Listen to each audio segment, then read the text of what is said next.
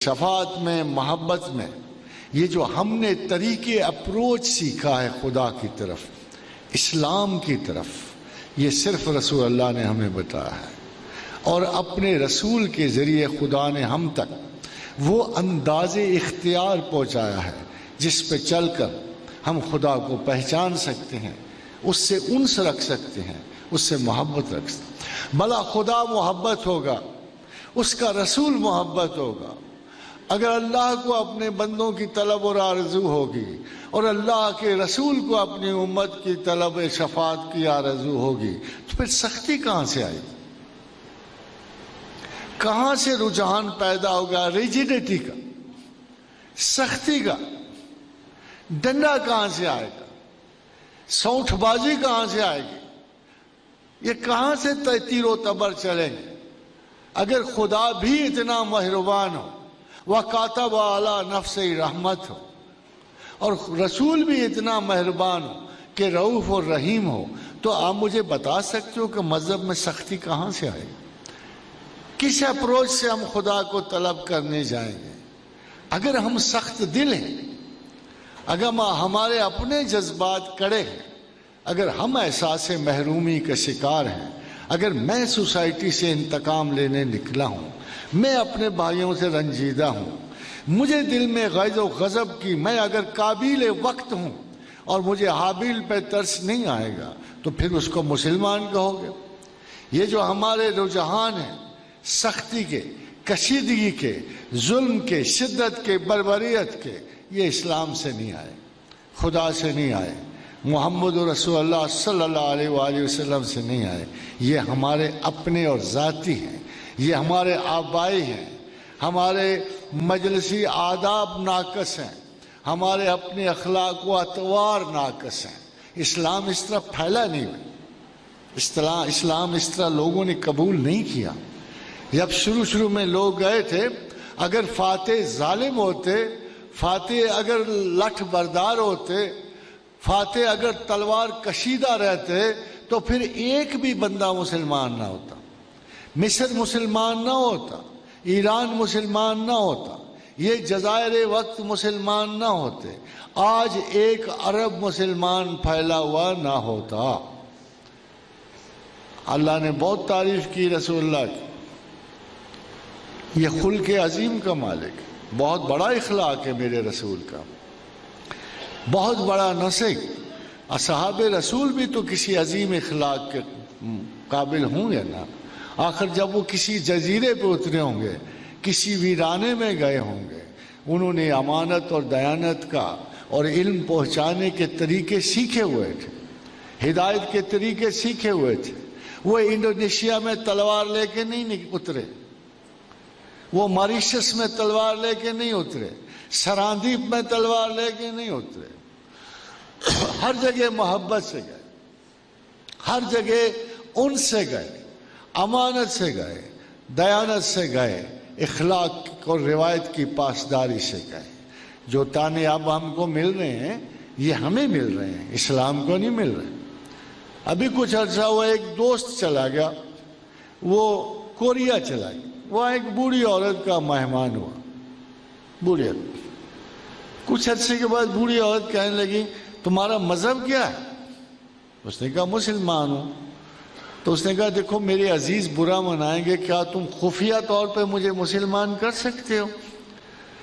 تھا تو وہ میری طرح، اس لیے کہ ہمیں کوئی اتنی دلچسپی نہیں ہوتی زبردستی کسی کو مسلمان کرنے۔ آج کل تو یہ ایک مسلمان ہوا 10 آ کے اخبار میں نکلوائے، بڑے عظیم لوگ جاتے ہیں بہت ساری تبلیغ کر کے، بڑے مسلمان کر کے گھر چلے آتے۔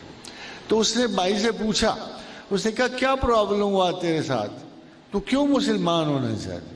اس نے کہا بڑی زندگی گزر گئی ہے، بہت زندگی گزر گئی ہے، ایسا بندہ کو نہیں دیکھا جیسا تو ہے، بات کا بھی سچا ہے، مال کا بھی ایماندار ہے، تو پریشان بھی نہیں لگتا، مٹھاس بھی تیرے لہجے میں بڑی ہے، تیری نگاہ میں بھی شرافت اور عزت ہے، تو مجھے تو ایسا بندہ پہلے کوئی نظر نہیں آیا، میں اپنے سارے ہم وطنوں کو جانتی ہوں، تو ایسے کر کے مجھے لگتا ہے تیرے مذہب کی وجہ سے یہ سارا کچھ، تو مجھے مسلمان کر۔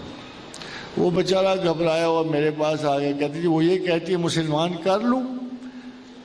مجھے اس کے نا اس انداز سے پتہ لگا کہ مسلمان کرنا بڑی ذمہ داری کی بات، اس لیے کہ وہ مسلمان تو کر لوں تو اس کا خوف یہ تھا کہ کل کو اگر میری کوئی عادت بری ہوگی تو یہ عورت کیا کہے گی کہ جس کی وجہ سے میں مسلمان ہوئی اس کا کیا حال ہے۔